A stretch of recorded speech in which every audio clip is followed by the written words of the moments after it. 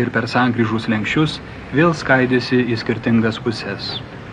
Galiausiai iš ilgai Baltijos kelio išsirikiavo apie 60 000 automobilių ir autobusų.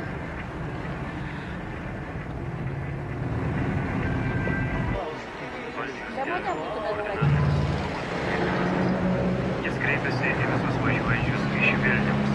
Padėtis prie Šeškinės kritiška, važiuojantieji prašo sustoti ten, kur randate tuščią vietą kelio pradžioje.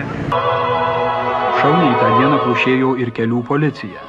Tai jos veiksmų ir žmonių santūrumo dėka neįregistruota nė vienos didesnės avarijos.